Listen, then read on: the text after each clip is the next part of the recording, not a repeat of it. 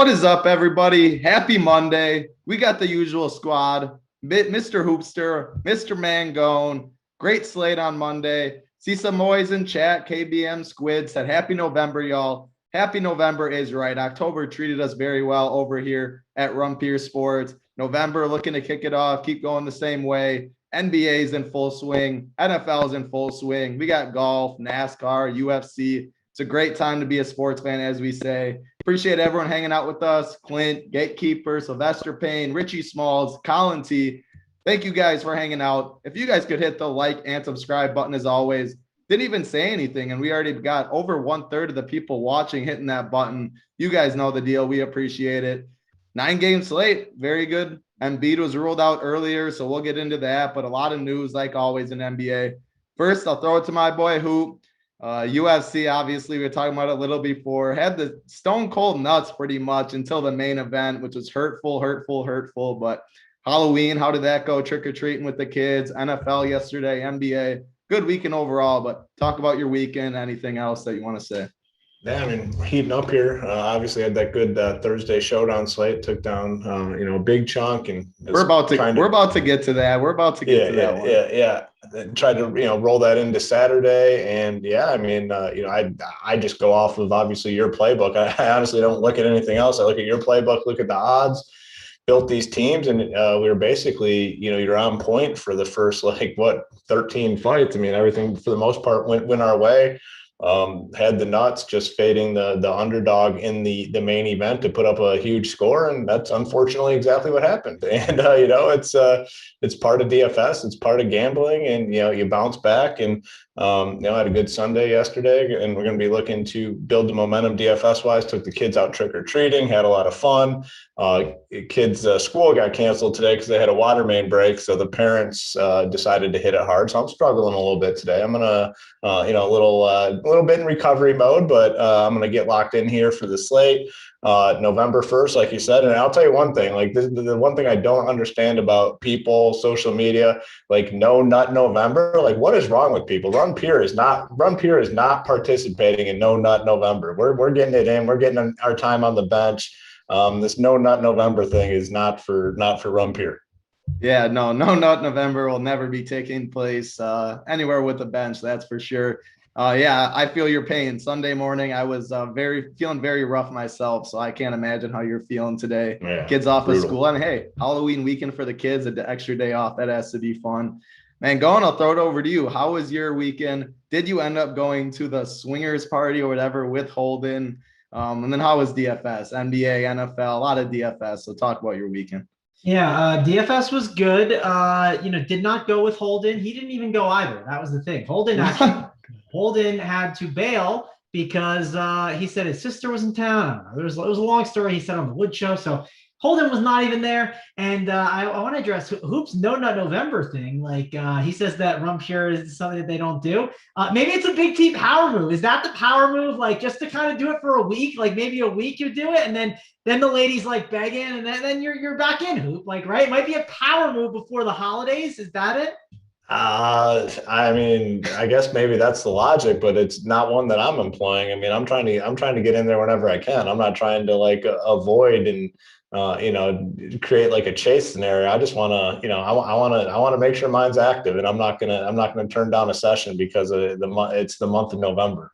But yeah, maybe Big T's in it. I don't think Big T's into that. Big T's definitely not for that. But when I heard you saying it and I was trying to think through the reasoning to do it, my thought was the Big T power move. Just putting when you're out at the restaurant, I got to adjust my lineups, throw the computer up on there, not even go to the bathroom and sneak away to get your lineups done. No, just toss up the computer right at Buffalo Wild Wings on top of the table. So, no, that was my only thought process on it. But I am excited to be here with you guys, breaking down this slate. And I love that NBA is back. I mean, obviously we have every sport going on. We got MLB, we got NBA, we have NFL, we got Showdown stuff tonight. So we have everything to watch tonight. So I'm excited.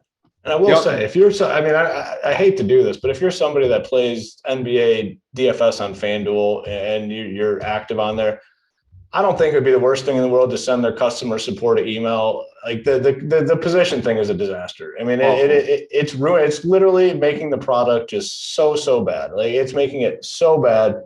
Send your customer service person a rep and tell them to change it back, because it's literally a disaster, and the product, in my opinion, is just struggling because of it. I could not agree more. I mean, even preseason when they did that, I hit up my guy and I'm like, I hope this is just experimental before the season. Yeah. Obviously, it wasn't. I mean, DraftKings has it, so like FanDuel and like it's one thing. Like it's cool, and the sites do different things. 0.5 PPR and FanDuel, full point DraftKings. Like I think it's absolutely brutal too. I'm with you. Yeah, I don't mind it as much, but my issue is they mess up pricing some days. So that's my concern. Is like, well, they always do. Like today, obviously Tobias. There was a time where they were in a lot better with NBA pricing, right? Even last year, NBA pricing was pretty good on FanDuel, correct? Yeah. Yes, it was. They did a good job with it. I mean, the problem I have with the position thing is like everybody has these multiple positions. Like I could get it if it's a lot of times a shooting guard, small forward. I mean, really, if you play basketball, those are the same positions. So I can totally understand if a guy's a shooting guard and a small forward, maybe a little bit of power forward, center, the similar type positions. I get it, but when everybody has the multiple positions, positions don't matter. You're just playing the guys that you want. It leads to massive overlap. It's annoying and frustrating, and the pricing too is not the greatest. Although DraftKings for some reason bumped a ton of guys like way up today, like out of nowhere. Yeah, I mean, I was gonna say you could complain to FanDuel about their pricing, but that never works either. So I don't know. I mean, I'm just gonna play the game in front of me and hope for the best. I think that's correct. Yeah, it's really all you can do. I mean, it definitely is. But I like their product. Before I like the strict positions. I preferred it, and like Title said, you got the multiple position stuff on DraftKings. Like they don't need to be the same. Hopefully it goes back, but in the meantime, it's a good point, man. You deal with what you have in front of you and try to lock in the winners. Yeah, exactly. We'll still doing that. Obviously, I'm still playing on FanDuel. FanDuel, I love this site. I hate ripping on. I know people in chat don't play FanDuel, no FanDuel November and stuff. FanDuel is good for the industry. You don't want them to be one company that is a monopoly over DFS, and then the rake and everything goes up. So like, hey, FanDuel, DraftKings, we complain about all of them stuff, but hey, we play the game we love. It's in front of us. There's money to be made. So I definitely do agree with you though. Members never win segment, man. There was definitely a lot of winners for sure. We'll get right into it. Starting with NFL, as Hoop was talking about, Hoop and Cam, our boy Cam that's on the golf show sometimes, $193,000 the first place. Cam even thought he liked his lineup so much he knew it was going to ship. He had the same lineup twice in there for the little double exposure. Hoop, talk about that win just a little bit. I mean, it wasn't a lot of chops. $193,000. What a team. Talk about that just briefly. Yes, it was obviously a good team, a good sweat, and it was kind of in control most of the night. I mean, the team was I'm so bad at like remembering the team. Okay, it was Aaron Jones in the captain. I only played Jones and Kyler in the captain, and Kyler laid the stinker. Aaron Jones obviously in the captain spot is kind of what you needed. He went off. Then you had Randall Cobb, you had Aaron Rodgers, and the Chase Edmonds. So basically it came down to the last play, and the team that was winning had James Conner. My team had Edmonds, and we just needed a catch from Edmonds. Edmonds got like the 23-yard catch in the fourth quarter. And honestly, thank God that the AJ Green just never turned around, because who knows what would have happened with the scoring if he would have scored that touchdown. Just a weird, bizarre play that ended that game. And it was fun sweat, fun win. Play tonight for the tiebreaker for that TOC seat. So hopefully we can get that done. And then, Cam ran the same team twice. It sounds like it wasn't intentional. Said he was on he likes to put back the beverages. It sounds like he was on the course all day and forgot that he had already entered that team earlier in the morning, went out, golfed, got messed up, and came home and re-entered it. Wow, hashtag how rich, right? Like Cam's living large down there in Texas. Yeah, you entered the 3,333 already once with that team. I mean, that's just real rich right there. Yes. What a mistake, throwing down a lot of drinks for an extra 193,000. I would definitely take that. Hate when that happens. Happens. I wish I knew the feeling for sure. But hey, good luck in the TOC, Cam. Good luck to you. Thanks, yeah. Definitely a monster win. And hey, I was cheering very loud too. That Packer game was absolutely insane. Got some RPS members home. So it was not only NFL though. NBA, we had a couple monster hits. Blind Bandit won $11,000. Punisher won $55,000. And then Incarn, $100,000. I've seen a lot more NBA wins too. You go to the members never win segments. You go in the Discord. There's been some monster NBA wins throughout. So congrats to you three. And then PGA, Birdie Monster won $100,000. I know we touched on that a little briefly, but $100,000, like we say, every sport, golf, NFL, NBA, World Series is on. There's no better time to be a member. If you aren't a member, RPS Heater 25 gets you 25% off your first payment, gets you all the content for NBA. We have a playbook, core plays, cash chart, heat map, all the stuff you need. So RPS Heater 25 gets you 25% off. Thank you guys for hanging out with us in chat. Hit the like and subscribe button for us. We do appreciate it. Our boy Gary in chat, how you doing? K-Fleek Burner, Beanair, Juice, Mike, Derek, thank you for hanging out with us.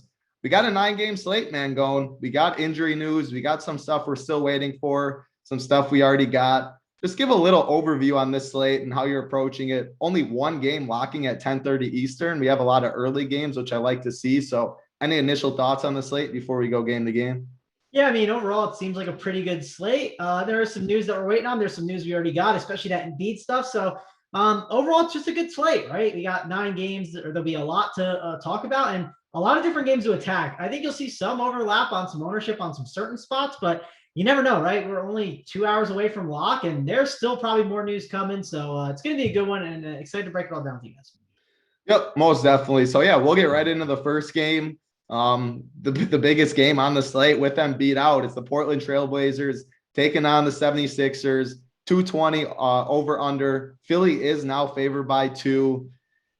I mean, yeah, Drummond on both sides is a very, very strong play. Somehow DraftKings knew ahead of time that Embiid was out. Tobias Harris is priced like he was out. So we don't have to deal with massive chalk over there. On FanDuel, Tobias is still very cheap. He should be a building block over there in cash games.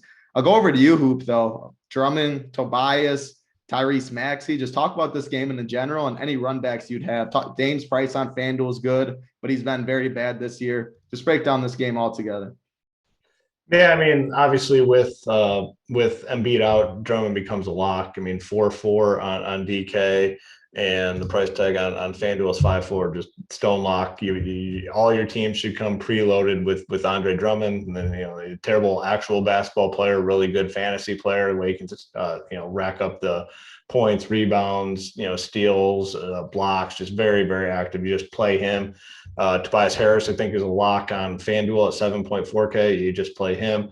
On DraftKings, though, I mean, 9.1K. I mean, that's a big boy price tag, so more of a decision over there. But it's kind of a weird situation where, like, a lot of times when you see like a superstar that's out, there's 3-4 really, really strong plays. It dries up quick when you start looking at some of these guys. I mean, they're still all kind of fringy type plays, like Maxey at 5-6. I mean, not getting the minutes that we saw before. Shake Milton's obviously back.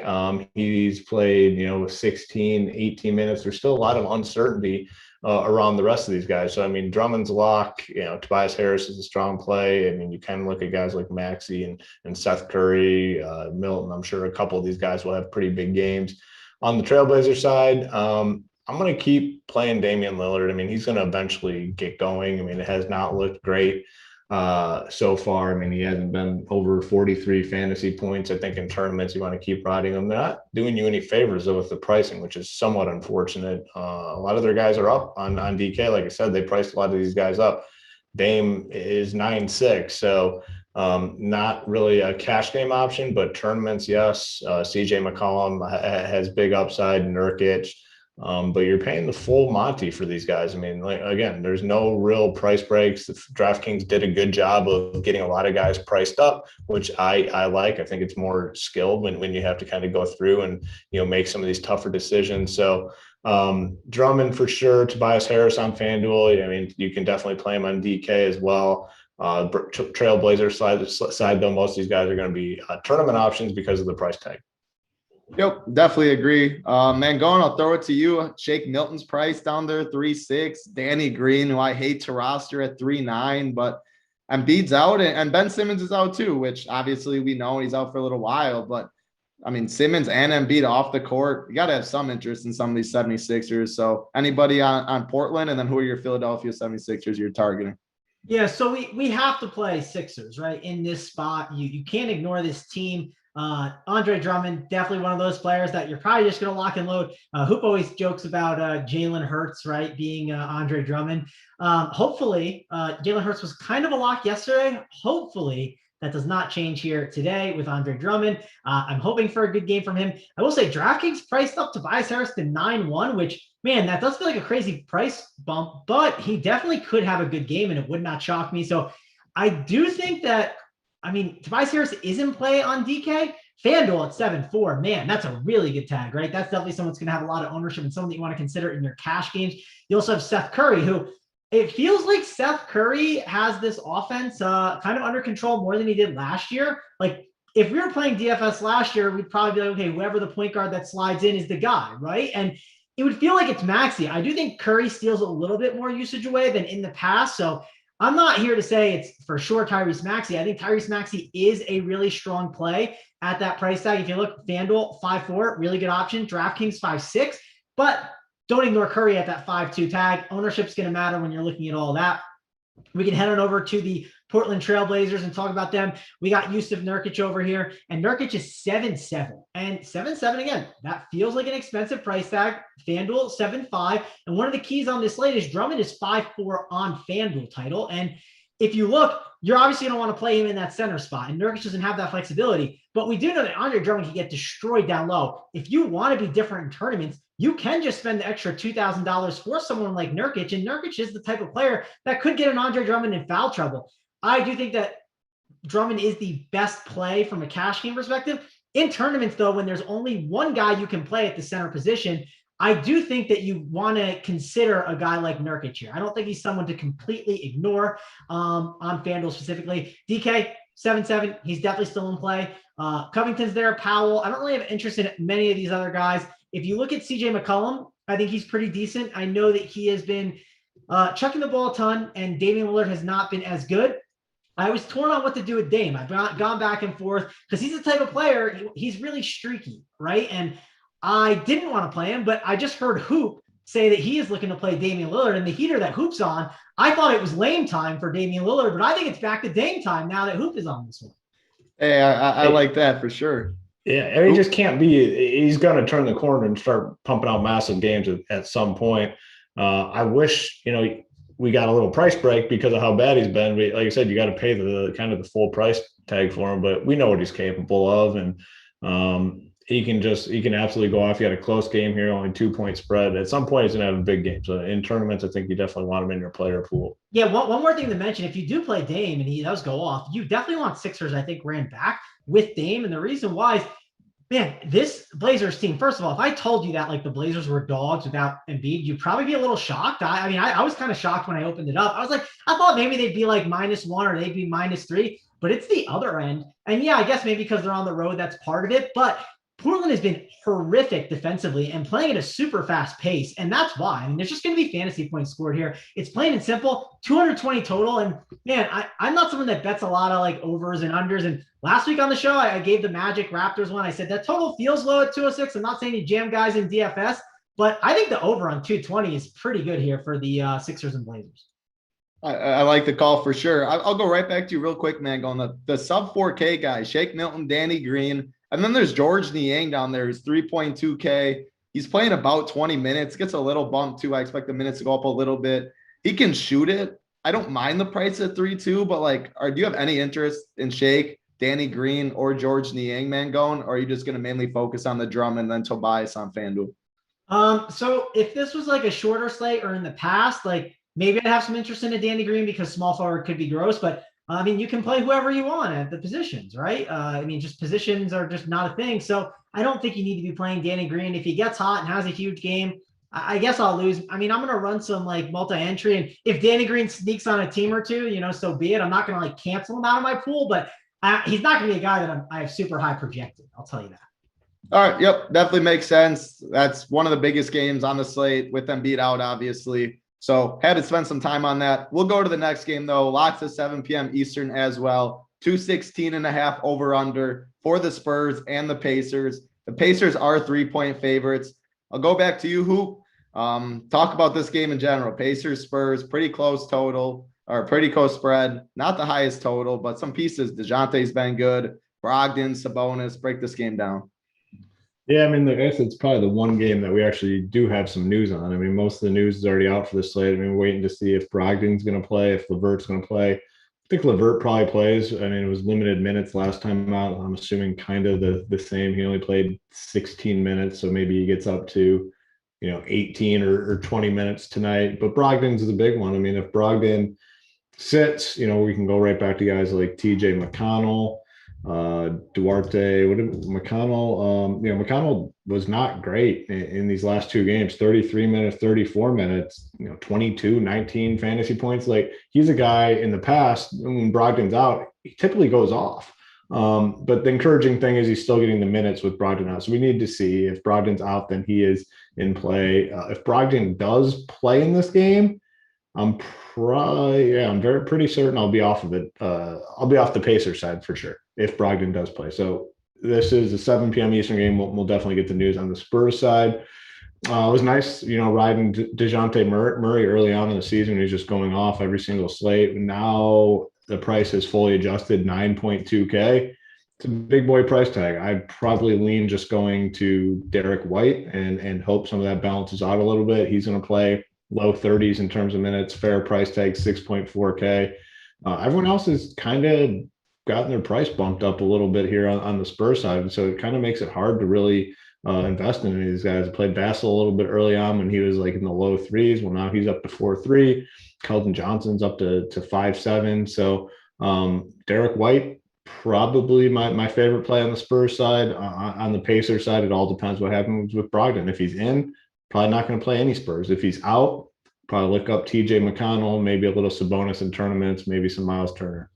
Yep, definitely. Yeah, LeVert, Brogdon news definitely is big. We'll get that before lock for sure. The Spurs, like you said, Jakob Poeltl's sitting there at 7.2K. Like, that's not a price tag I really expected to see, but he's had some big games for sure.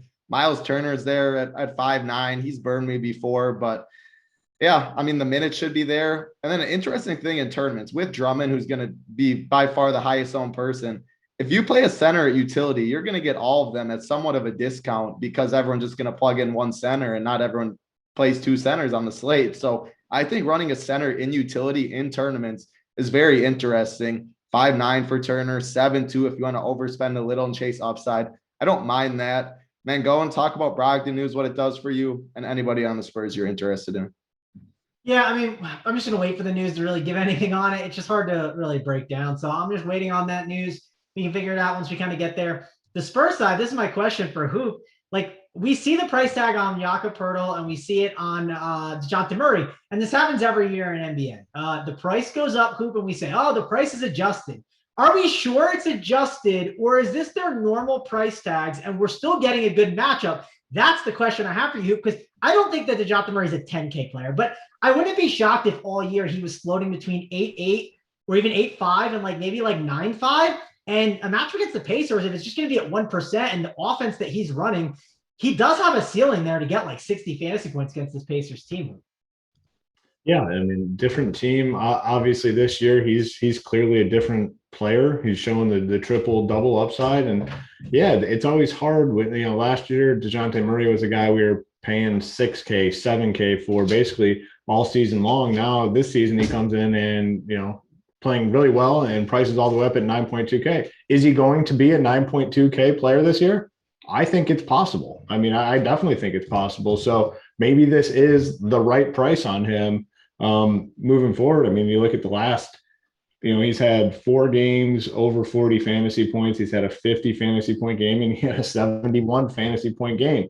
It's a good point you bring up. Maybe he is a 9K guy this year. We'll see. And playing him at 9K is going to be, I think, pretty contrarian tonight. I don't think many people are going to do it. But the point you bring up, yeah, maybe this is the new price tag for him and it will be the norm moving forward. Yeah, and at 8.9 on FanDuel, like I'm still considering that because definitely the steals and blocks upside, especially in this matchup. Like Murray is a guy that can get you 5 stocks, and That's 15 fantasy points right there, just added onto your score. I mean, I joked about it with Porzingis one show, but Porzingis was like, felt like he had a great game, and it was just because he had 15 points in stocks, and then he would have just had 30 fantasy points, or even 33 if he just got one of them. It's just the stocks are so valuable on FanDuel that I think that a guy like Murray, I'm not going to ignore when I do my, I think I'm doing 50 lineups on FanDuel today. So when I do those 50, I'm definitely not going to completely ignore him or X him out. I'm definitely going to consider him. And then Pirtle, it's tough with like the center position just being as deep. And Derek White, of course, it's definitely a good buy low on the salary spot, just kind of like Hoop said. Yep, definitely a good breakdown. You'll get DeJounte. Yeah, people see that price tag. You've been playing DFS for a little while. It feels high, but I think you do make some very good points for sure. Looking at the likes, 467 watching, 142 likes. I hate harping on it, but we definitely can do a little better than that. If you guys hit the like and subscribe button for us, we really do appreciate it. And if you aren't a member and are looking to be a member, RPS Heater 25 gets you 25% off your first month. Like I said, all the sports are going on. You hear the pitch enough. If you like winners, you want to make some money, get better at DFS, I really recommend it. And if you sign up, make sure you get in the Discord, because that's my favorite part of it. Talk any sport, pretty much any time of the day with very knowledgeable members. So RPS Heater 25 gets you 25% off your first month. We'll get in the next game, the third game that locks at 7 p.m. Eastern, the Cleveland Cavaliers and the Charlotte Hornets. 220.5 over under. Charlotte is favored by 5.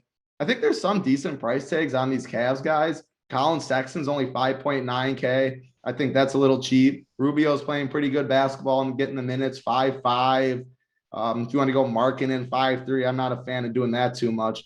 As far as the Hornets side, I don't have too much interest. LaMelo's up at 8.5, Bridges 7.9, Hayward 7.6. They're healthy, so I don't have too much outside in this game. Maybe one or two pieces from the Cleveland side. Mangone, I'll go to you. Anybody on Cleveland or Charlotte? Yeah, Cleveland and Charlotte. It's definitely a game that is not a glamorous game, right? If I told you, hey, I'm going to the Charlotte Hornets and Cleveland game tonight, you wouldn't think it's something you want to go see. You wouldn't be inviting your buddy to go see it, but I don't mind it. I think it's decent for DFS. The issue is like this team likes to play big, right? Cleveland wants to play big. And what do the Hornets want to do? They want to play a bit small. And you got Jared Allen, I think, is going to lose some minutes here in this spot. And I think this is a really good spot for Evan Mobley. I think his volume that he can see in the minutes and the production, it's just going to be too good to pass up. So I think he's someone you want to be considering on this slate. We have to figure out what to do with LaMelo Ball because, like, hey, if LaMelo Ball gets minutes, he will probably crush. But we just don't know. Will he get into foul trouble? Will there be minutes issues? I don't know what's going to happen. It's LaMelo Ball. So he has been quite frustrating. A guy who has been really consistent for the most part on the Hornets is Gordon Hayward. I mean, he's gotten 37 minutes in 3 of his last 4 games. I mean, Gordon Hayward is definitely not someone to ignore. Also, I'm pretty sure when I was on the show, I think they played each other once, right? Didn't Gordon Hayward play against Cleveland already, Hoop? Is that correct? I believe yeah, so. You know why I asked you that? Because of JT. Remember, JT said Gordon Hayward hates Cleveland or something like that. Oh, yeah. It's the second game of the season. Second game. They played. They got 35 fantasy points in the he hates Cleveland narrative. That's right. I mean, at 5K, well, he was 7K then. So that was 5X. I mean, not the worst. So maybe you can get away with it. I don't know if Gordon Hayward's someone I'm prioritizing throughout my lines, but he's someone that if I fall on him as I'm building, I'm not mad about it. I don't know if I can pay the price tag on Miles Bridges. He has been great, and the usage has been amazing. And if you look, his floor, and he's played 7 games. His floor is 36 fantasy points right now, which is absolutely crazy to think. His usage has been through the roof. He's 8-1 on FanDuel, 7-9 on DK. It's something that I have not been on to start the year, so it's probably super uncomfortable. But again, in my MME, I'm not just going to X him out. I'm not going to X out these guys in this game because I do think this is a good game for DFS.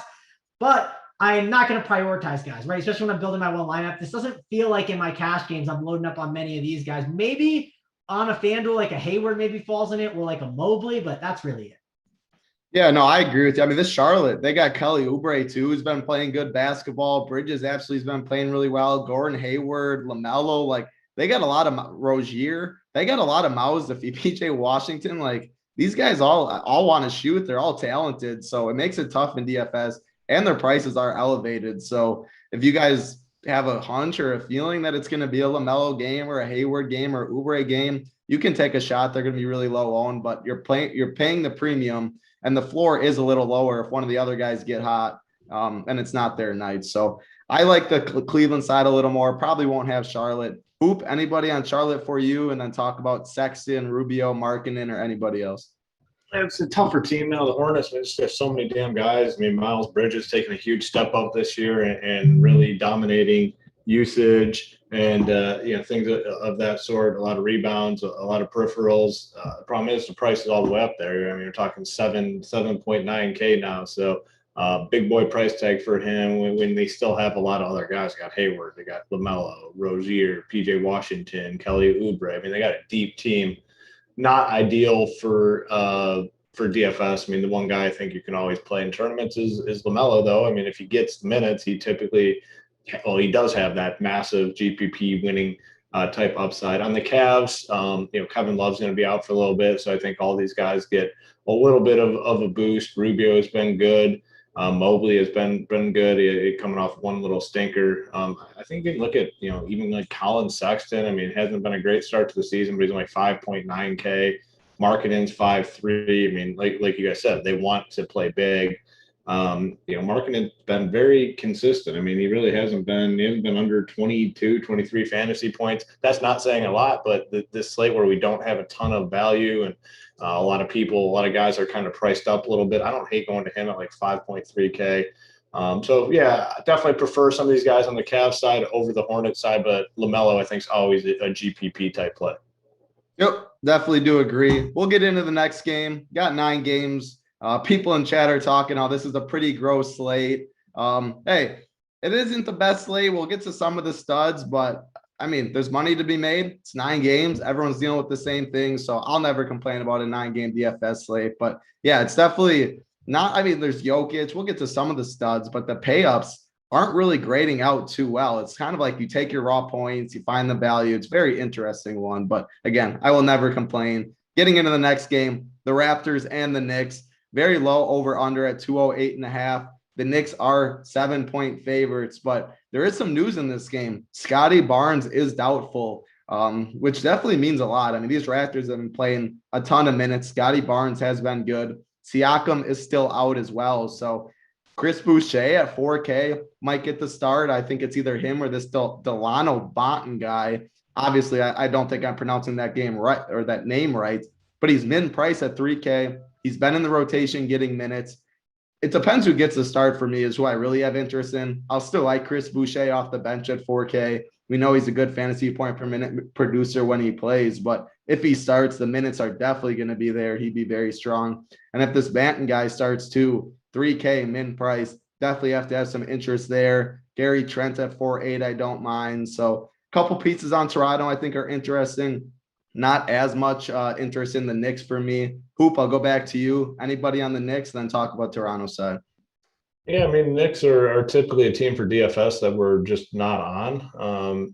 Maybe when we get some injuries and guys out down the road, we can look here, but not the most appealing DFS team. Randall's fully priced at 9.7K. RJ Barrett 7K. You're not getting any real price discount here. Mitchell Robinson is 5K, and he just really hasn't done anything fantasy-wise this year. So just not the best team for DFS purposes. On the Toronto side, Scotty Barnes being out is pretty big. I mean, he's been playing like 35 minutes. I mean, that's a ton of minutes.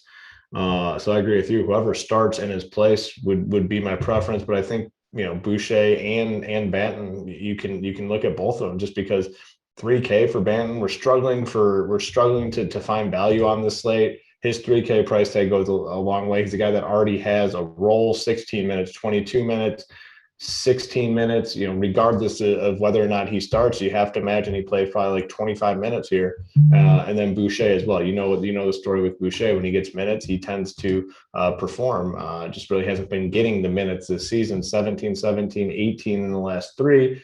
I think we see him up to 25 minutes regardless, and that puts him in the conversation as a strong value play tonight, mostly because we just don't have a ton of really strong value. So you have to come here and look at these guys. Gary Trent Jr. is a guy I've been playing quite a bit lately, and I think I go back to him. I mean, coming off a stinker last game, but typically plays at least 30 minutes. He'll see 30 again tonight, 4.8K. Not the greatest matchup against the Knicks, but I think he can get it done without Barnes. So the three guys I'm really looking at, Banton, Boucher, and Trent Jr. Are strong options, I think, tonight in this game.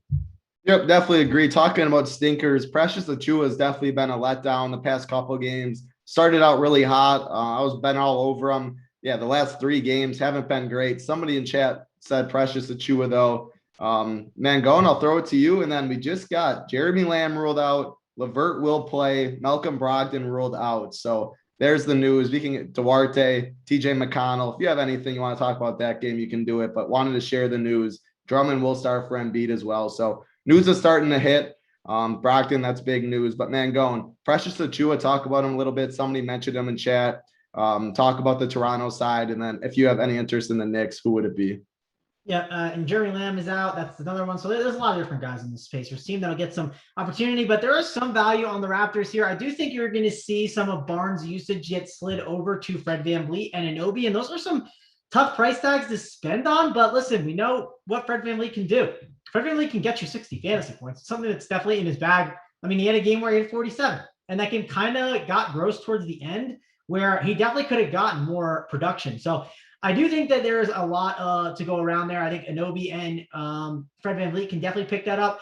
I want to see who the starter is going to be for the Raptors. I think that's going to matter. And if Chris Boucher starts, we know what kind of producer he can be, but he can be great off the bench. But there are some concerns with Boucher because he sometimes can get that quick hook from Nick Nurse, right? So there is some risk that comes with Chris Boucher. Obviously, with Barnes being out, though, that's one less guy there. And then I really don't want to play too many Knicks, but last thing I want to mention before we go on to the next game, Title, you were complaining a little bit about this slate. We can go back to MLB August if you like. We could talk about Coors Field, and we can get to July, and it could be the MLB All-Star break. I mean, Hoop, doesn't he sound like Holden where he was complaining about an NFL slate last week? I'm gonna interrupt. I engaged with the chat. Somebody in chat, they were saying that I'm not gonna throw any names under the bus, but throw him under the bus, Title. Throw him under the bus. Come on. No, you could throw me under the bus. I'll take it. But it's NBA. It's 9 games. I'm not going to complain. But hey, someone in chat mentioned it. I hear what they're saying. But hey, Coors Field. I love Coors Field, but I will still take an NBA and NFL slate over that any day. Yeah, you got to be on the NBA. Yeah, you got to be on the NBA for sure. I mean, it is bizarre though because it is a 9-game NBA slate, and there's not many 9-game NBA slates where there's less appeal. I mean, I can see what people are saying, but still, it's 9 games. It's great. The NBA is awesome to watch, but it is bizarre how it's some of the more unappealing teams for NBA DFS that happen to be on the slate. And I mean, the thing is, these bigger slates, I think you're going to see more and more of that because all the big teams are on these primetime nights. They're on Tuesday night. They're on Thursday night. There's only 3 or 4 games. And with all these players consolidating and building these, the powerhouse teams, it doesn't leave a lot on these full slates, but man, you can't beat a 9-game NBA slate. Love this. No. I think it's a good slate. There are good guys to spend up on. So I mean, we'll get to it and we'll talk about it, I guess, once we get further in. So Mangone's shipping tonight. If you guys are all watching this, Mangone's got it down. It sounds like Mangone's shipping. Can't wait to hear the play of the day. But no, yeah. But back to Chris Boucher. I mean, if he doesn't start, he hasn't played more than 20 minutes once this year. I don't know what it's about that Nick Nurse has against them. I mean, when he gets the minutes, he always smashes. So if he doesn't start, yeah, Scotty Barnes is out, but are they finally going to play him 25 plus minutes? I don't have an answer to that. And Mangone, Hoop, if he doesn't start, do we expect him to still be under 20 minutes like he has been, or is he finally going to at least get 23 or something because Scotty's out? Whoever has I personally think he's going to play low 20s regardless of if he starts or not. Obviously, if he starts, it's more secure. He might be able to get up to 25, 26 minutes. If he doesn't start, it could be on that lower range, 22, 23. But I think for sure, just looking at this roster and looking at their rotations, he has to play a little bit more tonight regardless, in my opinion. My key with the Raptors is always Nick Nurse shows his hands with the starters. That's very key with him. So I need the starting lineup. That's definitely something that's very important when it comes to Nick Nurse. Yeah, definitely keep an eye on the starters. We'll get into the next game, the Washington Wizards and the Atlanta Hawks. The Hawks are 5.5-point favorites. We have a 223.5 over under. I'll just go right back to you, Mangone. The floor is yours. What do you see in this game? Yeah, I mean, Hawks Wizards is definitely not one that I love, mainly because sure, Bradley Beal's a good spend up, but you worry about the Hawks defensively, and the Hawks are definitely very deep. That's one of the issues that you have here. And we're at that point in the NBA season where the Wizards have had some guys out, and some of these prices have definitely gotten adjusted up, right? I mean, if you look, Montrezl Harrell's 7'7", Kyle Kuzma's 6'9". Spencer Dinwiddie 7K is fine. He's 6'9", same thing. Bradley Beal 9'1". Like, I just think some of these prices are adjusted, especially with this matchup. And on top of it, the Hawks are just so deep. I think with enough value that we see on this slate, you don't need to go to this game. This is like a game that even in MME, I might just kind of cross it all off completely. The one guy that is a really elite producer, though, that gets a good matchup, and we saw it the other day, it's John Collins. But I can't trust his minutes, right? And we know he can kind of get handsy a bit at times and get in foul trouble. So sure, if you want to play John Collins, I won't tell you not to, but I just think it's too big of a slate where I don't feel like I need to take the shot on John Collins right now. Again, 6.5 on FanDuel is really cheap, especially for the stocks. That's where I'll probably consider him the most. Yeah, I think a John Collins price is fine. You do make some points, good points. His range of outcomes definitely is higher due to the foul trouble in the minutes sometimes. I think DeAndre Hunter's price is fine at 4.2 on DraftKings. I have a little interest in Trae Young on both sides too. We talk about the studs and kind of the lack thereof for today. I think Trae Young makes for an interesting spend up. I wouldn't go overboard on this game, but I wouldn't mind a piece or two from the Hawks. Anybody from the Hawks or anybody on the Wizards you have interest in? I mean, really two teams that when they're at full strength, we typically aren't going to be considering. And both these teams are kind of at full strength. I mean, we've been playing the Wizards for the last week because they're without Gafford and Dinwiddie sat out a game. And good opportunity for guys like Kuzma and obviously Montrezl Harrell absolutely smashed. So not the situation that we're in tonight. Then the Hawks just typically aren't a team for DFS that we go to. We need injuries or guys out. Just don't have that right now. The one guy I would consider would probably be Trae Young. I mean, we don't have a ton of studs to spend up on, and I think he can go off in this matchup, but really haven't seen the big time ceiling, mid 40s a couple times, a 150 fantasy point game. I think he's a fine option if you land on him. Definitely not building around him, but I guess he's probably my favorite play from this game, and just not very appealing game. Yeah, I mean, you look at these over unders. The 223.5 for the Hawks is the highest over under we have on this slate.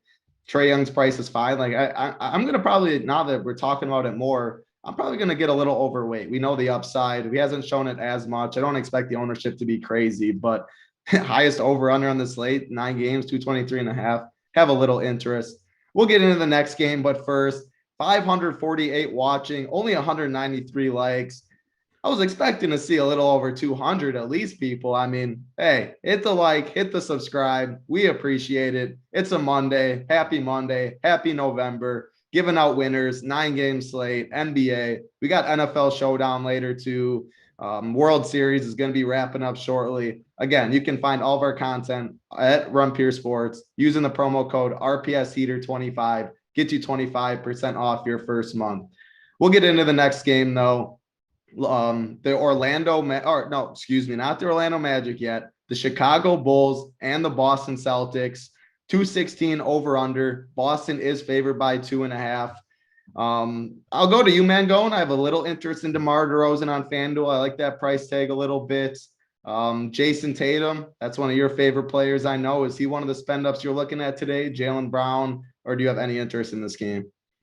Yeah, I mean, there's probably better spend ups, but he isn't not a bad position, right? That small forward, power forward position where I wouldn't mind spending. I like Tatum, but he's not someone I'm prioritizing throughout my lineup. So I'm not prioritizing any of these Bulls either. I mean, sure, Alonzo Ball's fine. I mean, I know FanDuel, he's been dirt cheap. He's been 6'6", so you can play Alonzo Ball over there if you'd like to, but this is just not a spot that I love. I think this game is, we got the Celtics who've been kind of a disaster to start out the year.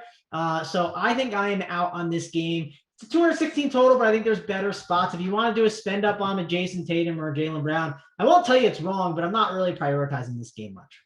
Yeah, I agree. I don't really have as much interest either. The one guy on DraftKings I think is fine is Alex Caruso at 4.1K. I mean, the minutes have been there for sure. And he's a good basketball player. I think he's good. He gets some peripherals as well. 4.1K. I think you can do worse on this slate. So he'd probably be the one I have interest on DraftKings. Whereas FanDuel, the DeRozan, Lonzo, I have a little more interest over there where they're cheaper. Hoop, anybody in this game that you're looking at? Bulls, obviously they're a strong team, deep team. DFS wise, it makes it tough though. I agree with you on DeMar DeRozan on FanDuel. DeRozan's been good. He's kind of surprised me this season with how productive he's been. So I like him over there a little bit. On the Celtics side, a guy that I do like quite a bit is Al Horford. I mean, when Horford has played this year, he's crushed. I mean, he's been over 36, 37 fantasy points in every single game. People are kind of sleeping on him, I think, just because, the age and whatnot. But I do like a little bit of Al Horford today. I think he can have a big game in this matchup. The spread is close, only 2.5. So we're looking at a competitive game here. I think he can play, a decent chunk of minutes. It looks like he played 40 minutes last game. Is that right? Was that an overtime game?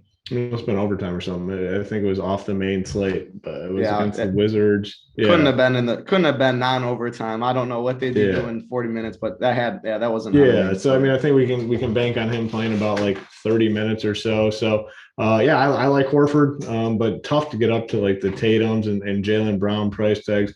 Robert Williams, I typically only play him when Horford's out. I'll just play Horford in the spot. So yeah, give me Horford, DeMar DeRozan on FanDuel. I don't mind that Caruso call for value at 4.1K, but not the greatest game again here. Yep, most definitely. We'll get into the next game, which has a very big piece of news. The Denver Nuggets and Memphis Grizzlies. 1-point favorite are the Nuggets, 213.5 over under, but Ja Morant's questionable, and we might not get this news before lock. That's the one game. It locks at 8 p.m. Eastern. But yeah, I mean, Ja Morant, if he is out, Desmond Bane gets a big bump. DeAnthony Melton gets a bump for sure. Kyle Anderson gets a bump. Jaren Jackson's already a very elite play, I think, at 5.4K. But I mean, if you're missing your best player, the usage has to go somewhere. I think there'd be a lot of very interesting options on Memphis. As far as the Denver side, I think Jokic is a very, very fine spend up at 11K. We talk about the slate like today with not the stars that we feel as comfortable with. I think Jokic at 11K makes a lot of sense. It's supposed to be a very close game. The minutes will be there. We know what Jokic can do. So I like his price tag. Michael Porter Jr., he's been very hurtful to start the year, but he's 6.2K. We know the upside's there. He likes to chuck it. I think that's a fine price tag too. So even though it's not the highest over under, it's a game that I definitely have pieces or interest in pieces, and it could be a very elite one if Ja is ruled out. Hoop, I'll go back to you. Talk about this whole game in general. Yeah, I mean, this could be like slate changing news, obviously, if Morant were to miss this game, listed as questionable, sore elbow, it sounds like. But if he's out, I mean, we're looking at, DeAnthony Melton, Desmond Bane, strong play, Jaren Jackson, Tyus Jones is only 3.3K. You got Kyle Anderson at 4.3. Be a lot of plays from this team if Ja were to miss. I mean, this is an 8 o'clock Eastern game, 1 hour after lock. Going to be pretty close on the timing on whether or not we do get this news. I mean, that's typically when we see the news start to break, an hour and a half before. Very interesting situation. Obviously, on the Nuggets side, if you want to spend all the way up on Jokic tonight, I see no reason why you wouldn't want to do that.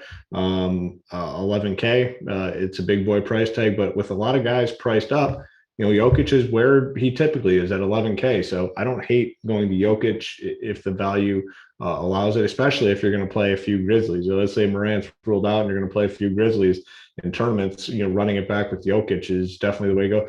Really tough, though, to get to many other Nuggets guys. Like you said, Porter Jr. hasn't been great this season. Monte Morris, just a lot of disappointing performances from these other Nuggets guys. Morris did come off a good game last time, so maybe give him a look at 4.4K.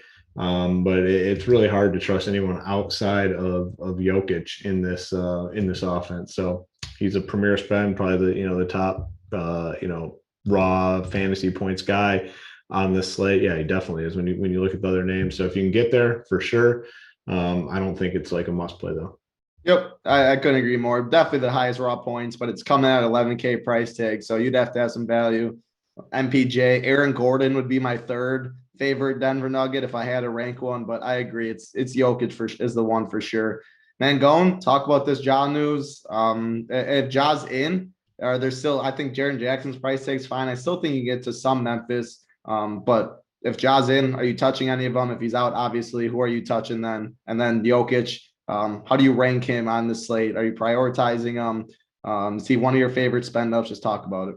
Well, once you play like Andre Drummond, right? If you put him into your lineup, it's like, okay, now I can only play one center. On FanDuel, you just can't play Jokic then. So that's definitely a way to be contrarian if you want to on this slate. I do think it's a pretty good spot for someone like Jokic. I think as we get to the next game, Towns is another great center spend up. And if you want to just jam both those guys in and fill out some value, you certainly could do that. And you could make your team just different naturally alone by just fading one player on the entire slate. Not saying that you should fade Drummond, but that's definitely just one simple way to do it.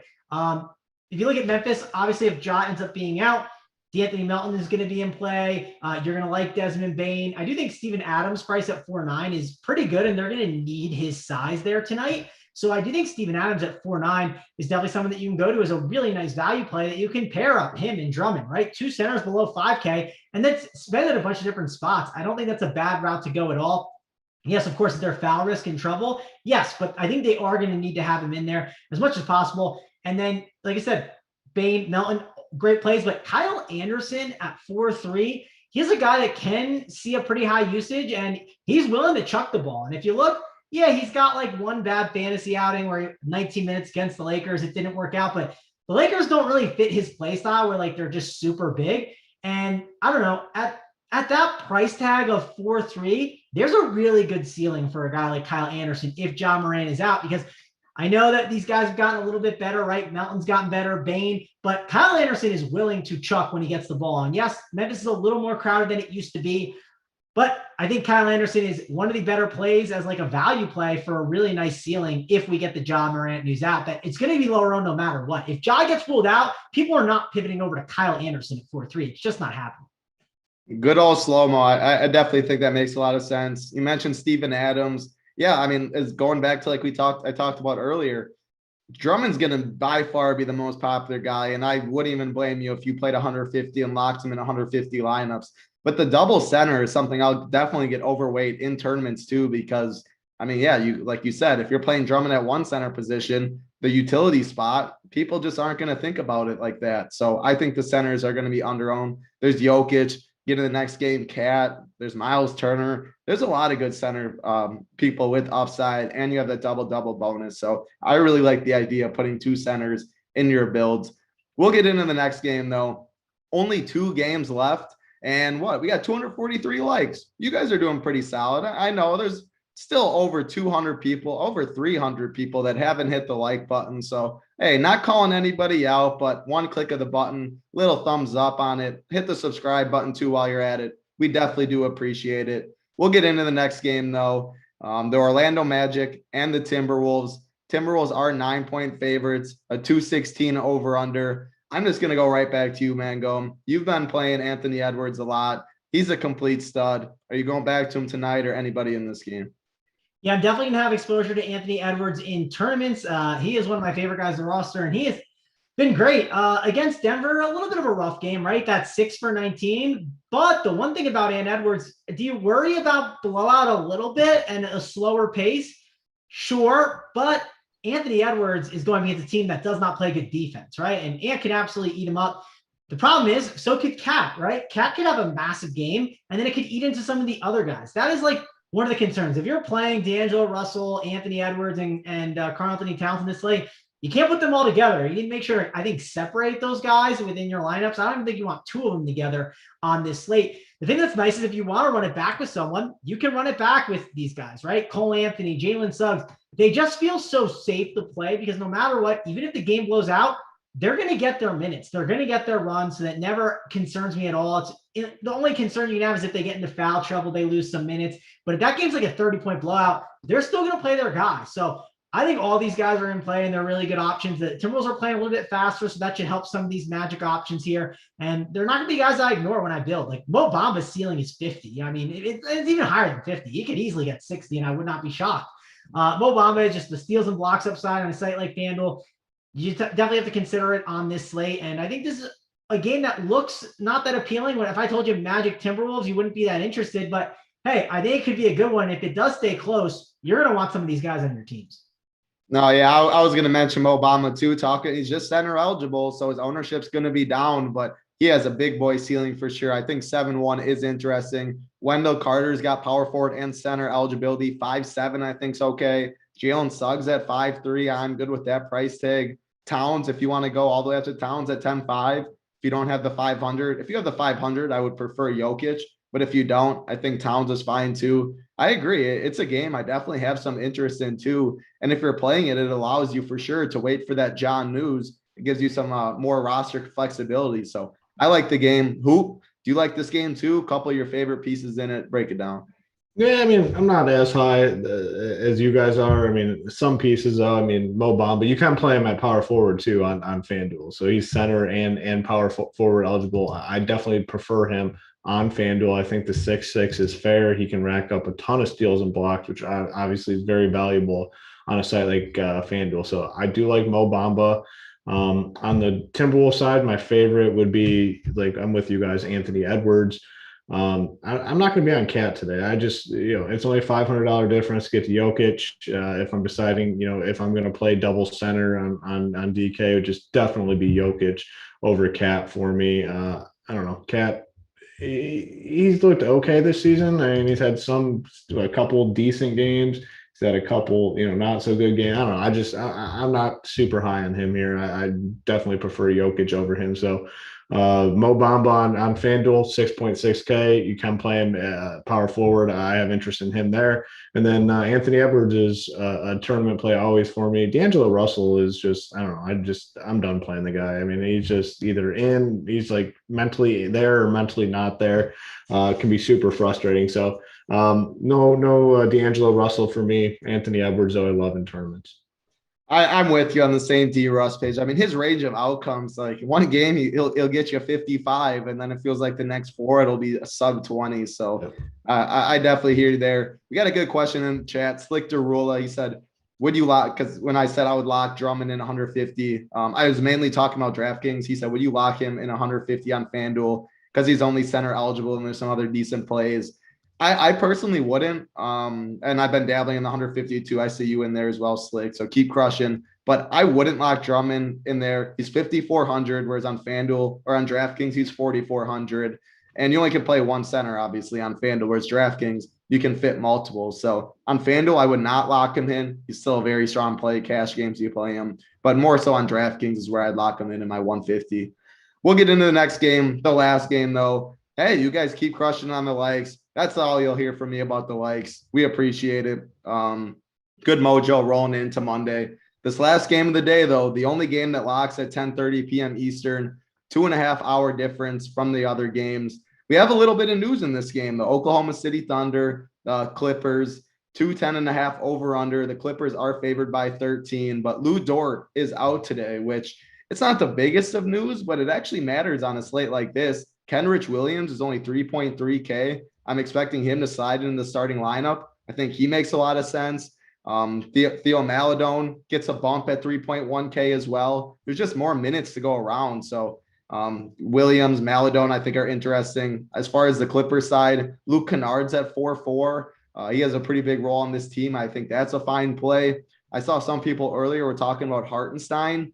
He's min priced at 3K too, and he just is center eligible. But again, if you go with Drummond and a Hartenstein, like you can pay up for anybody you want pretty much. He's going to be low owned because of it. Bledsoe's had a pretty good year. Terrence Mann. I think there's some pieces in this game that are interesting for sure. Mangone, I'll throw it to you. Break down this game. Yeah, I do think it's an interesting game. The problem with this one is there could be a lot of uncertainty with it. Like, I'm not sure Kenrich Williams starts. Like, would you be shocked if, let's say, like, game starts at 8, right? All the games are starting to close and it's 10 o'clock and you're looking at the time and you get that notification. This is the starting lineup and Kenrich Williams is not in there. Now you have to scramble and figure it out. Like, I do think it's good to have a backup plan just in case you don't play. Like, just in case you think one of these guys is going to start, I think it's good to have a backup plan just in case. Let's figure out what you want to do there. I do think this Clippers side has some really good plays that you can go to.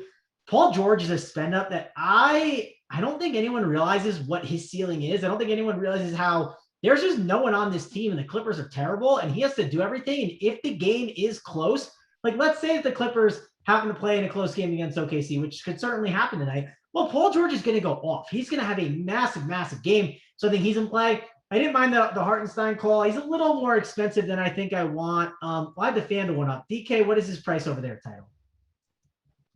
You're on mute, Title.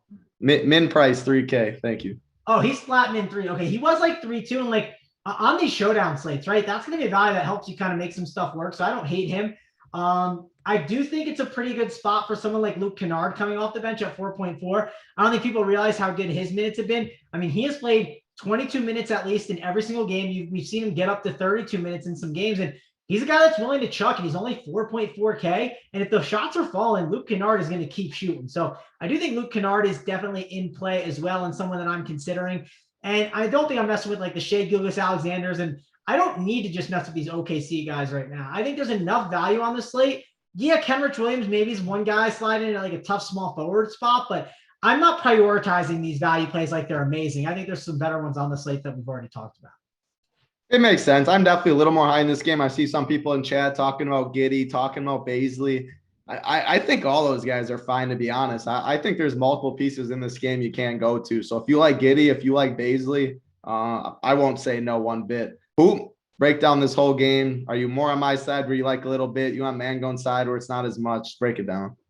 Yeah, I'm more with you. I mean, I like this a little bit more than Mangone does. I think Giddey's a fine option. 5.2K. He's been good. He's going to get some sort of boost without Lou Dort. I mean, I don't know if it's probably not anything substantial, but we'll probably play 30 minutes, and he's been good. So I like Giddey at 5.2. Yeah, I mean, Kenrich Williams, we prefer him to start, obviously, but if he doesn't, I think he still has a 25-minute role tonight, and at 3.3K, he can easily get there. I mean, they're 13-point underdogs, so this game obviously could also blow out. If it does, Kenrich Williams will get some runs. So those are the two guys though that I'm looking at on OKC. Not too much more, I guess. Maybe you could potentially look at Bazley on the Clippers side. Paul George in tournaments is a fine play. I think Hartenstein at 3K should be in your player pool if you're MMEing. Eric Bledsoe's only 4.7K. I mean, he played really well to start the season. Kind of tailed off a little bit, but they've been involved in a couple blowouts here. I mean, I think they blew out the Trailblazers on 2 occasions. So I don't know. The outcomes I think are a little bit skewed, but he's the one guy that got a really big price decrease. So 4.7K, I do have interest in him. Nicholas Batum, 4.1K. Probably upper 20s for playing time. I think he's a guy that can get us, mid 20s in terms of fantasy points, which is great. At his current price tag. Reggie Jackson, I'd probably just play Bledsoe over Jackson. I mean, Jackson will play 35 minutes in a close game. I don't know if I want to pay this 6K for him. I'd probably just rather go to Bledsoe at 4.7K. So yeah, I do think there are some plays in this game that are appealing for sure. Yep, definitely do agree with you. It's time for the plays of the day. We got through the 9 games, looking at the likes, over 600 watching, 283 likes. So you guys absolutely did it. If we could somehow get 17 more before we log off, that 300 number definitely looks a little more tasty. But if not, you guys did a good job. We do appreciate it. We're going to get into the plays of the day, though. Mangone, I'm going to go over to you first. What is your play of the day?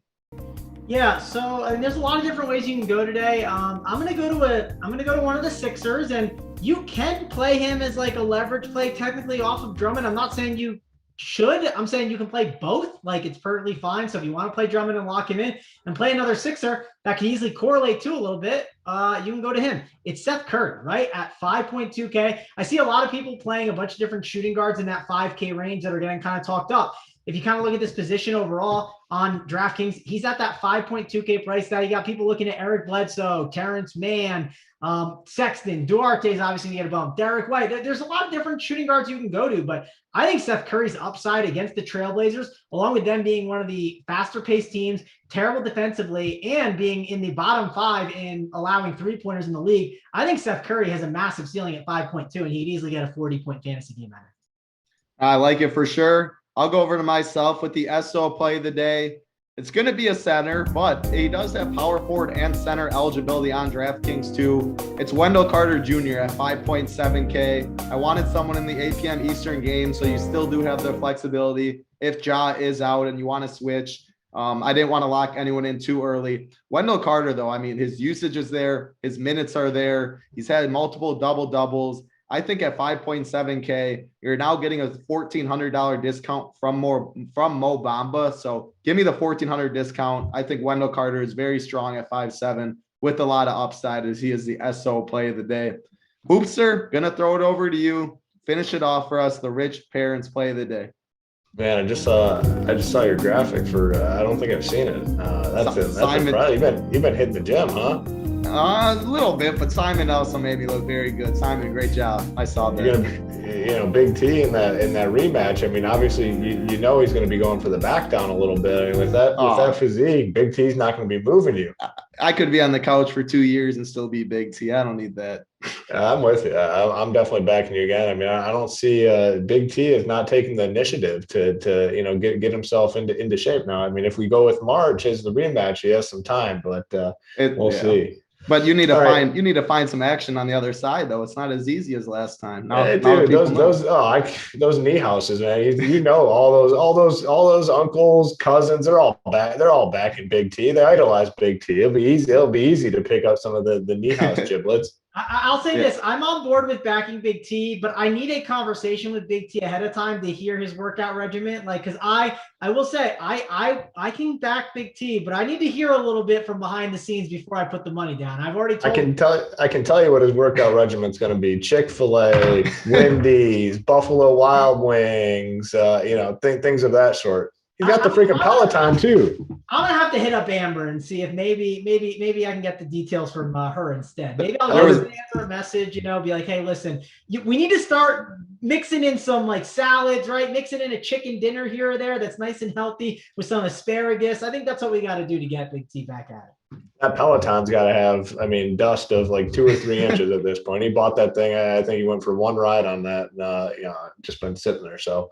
We'll see, but he's got some time. I said 325 in the chat for the play, so I don't know. I feel like maybe I should hold strong to that. I said 300, and then they got to 300. I said, you know what? Let's go to 325. So it's kind of maybe a little bit mean on my part, but I think they'll get to 325. They'll get to 325. Look at the 325. All right, yeah. So you guys get a little time. I'll give the spiel. RPS 25 or RPS Heater 25. 25% off your first monthly subscription. Again, NFL on tonight, NBA on tonight, 9-game slate. Make sure you join it. You guys need 5 more likes. I'm trying to stall for you guys. Whoever hasn't hit it, hit the like, please.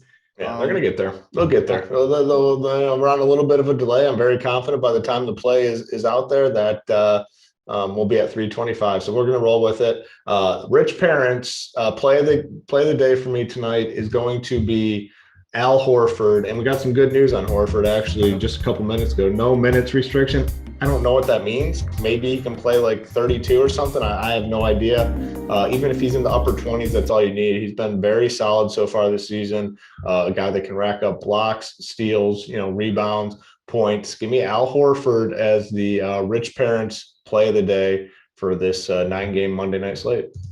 Definitely like it. What a slate we have. We're going to get JSU up to lock too. Make sure you're a member. JSU final countdown. Big T might be on it too. Don't quote me on that for sure, but Big T might be back in the office for the plays of the day. You guys absolutely smashed to like 345 I'm looking at right now. Love it.